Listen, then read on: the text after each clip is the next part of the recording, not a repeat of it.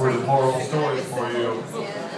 A lot of my friends and my wife, aforementioned, tell me I'm a pervert, but my shit's tame compared to some other people that I know. I've got some buddies that work at AT&T, and they're kind of in charge of the entire internet. They had directed me to a website that has a gentleman who's painstakingly airbrushed detailed depictions of dragons fornicating with 70s muscle cars. So, I mean, if you can imagine it, it's on the internet. I know another guy who's a pretty big pervert. He likes girls to piss on his face, so he goes to the beach and just runs up to chicks in bikinis and goes, "Help, I got stung by a jellyfish." So I'm not as big of a pervert as that. All I did was rig the cable box when I was 16 so I could watch scrambly porn. And where it went wrong was because I accidentally squirted myself in the face one time. I have really bad posture. So I was just slouching on the couch, enjoying what was possibly a boob and bouncing, I'm not sure. Got a little excited and then in my mouth. I'm like, ah! Very embarrassing. Even though no one was there, no one saw it. Except Jesus. Jesus sees everything. So I'm like, well, this is never going to happen again. It's so embarrassing. So I fashioned for myself a couch vagina out of a Ziploc bag, some lotion, and the space, or lack thereof, between the couch cushions. Because I'd rather fuck furniture than myself in the face again. So I'm handling my business on the couch, and I didn't notice the VCR coming on and recording because my mother had it programmed to tape her jazzercise program that morning. So sure enough, she comes down later to do her exercise, and it's not jazzercise on this tape. It's jizzercise. And they called me up in their room later. They go, "Josh, we need to talk to you." I go, "Oh shit. I'm 16. I've done a lot of rotten things recently. What do they know? Who talked?" I got a handy in the back of the youth group van. And, me and my buddy John Taylor set the church on fire a little bit with a pipe bomb accidentally. I just got finger blasted to grow onto the trampoline. Somebody said something. Turns out nobody busted me. I busted myself with the VCR. Because I busted on myself, I ended up busting myself. So they go, my dad just hits play on the VCR and he goes, "What is this?" I go, "Well, that looks like a reverse cowgirl mount. A dirty reach-around maneuver. I can't really tell, it's kind of scrambled." Shit. You guys have that channel too up here? Cool. It was the tape. It's my mom's electric exercise tape. So they go, my mom was reading a book about how to identify with teenagers. So she goes, "I see how this could be a turn-on. It's very exciting." And I was like, "What?" My dad goes, "All right, let's go downstairs and show me how you did it so I can fix it so you can't do it anymore." And I showed him. It was like tying off, like I've done it so many times. I was like, "Hey, you're good." And he goes, "No." Okay, he fixed it. And then he goes, "Good night." The implication being, you're sleeping in the basement. I'm going back upstairs with your mom and that tape. We don't want this filth under our roof. It's God's house. For you, not for us. I got a lot of religion growing up. I'm actually an 8th Jewish.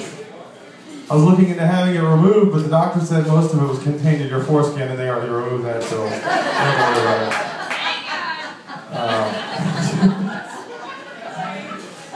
Eventually, you grow up and you figure out how to have sex with someone besides yourself. And I like to go to bars and hang out and get drunk and meet chicks.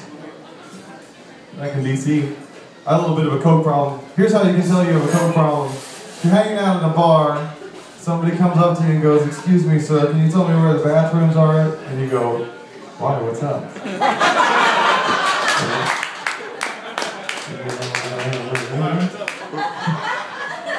This fat girl was looking at me and I was fucked up enough where I was like, "Yeah, I want a piece of that. That looks good." She comes up to me and she used my favorite come on line on me. I didn't even know she knew it. She goes, roses are red, violets are blue. We're having sex because I'm bigger than you. There you are. She goes, what kind of girls do you like? And I go, I like my girls like I like my socks. Like them crumpled up on the floor in the corner of the closet full of dick vomit. She was into it, you know? I thought she was into it. She seemed interested. She ended up blowing me off. I was bugging her and she goes, you want to get out of here? And I was like, yeah. She goes, good, go. So I left. She ended up coming with me. We snuck into a hotel. She goes, I want to jump in the pool. I want to go skinny dipping. And I go, there's nothing skinny about what you're doing. I'm going to go skinny dipping. You're just taking a dip. At this point. She starts taking her clothes off. My buddies call me from the bar because I left them behind. They're like, where's the clothes, man? And I go, I gotta go. I got a girl half naked here. And my buddy goes, well, that's good. You're an optimist. You're a girl half naked kind of guy. You would view the glass is always half full of boobies when that's involved. She's one of those big girls where you realize once they get their clothes off that everything was held together with a series of straps and hinges and pulleys and cantilevers. She took her clothes off and everything. I don't know. She got in the pool, it was okay, you know, zero gravity does a lot of favors. So we're banging in the pool, and she goes, oh God, baby, fuck. And I'm like, really? God, baby, fuck. Those three words never go together outside of this context. What are you saying? Are you saying like that this is a God, baby, fuck? Like I'm doing you so good, we're gonna make a God, baby? I'm so magical right now. Appreciate everybody coming out tonight. It's good to have a giggle, a laugh. Laughter is the best medicine. I'm not done. This is a segue.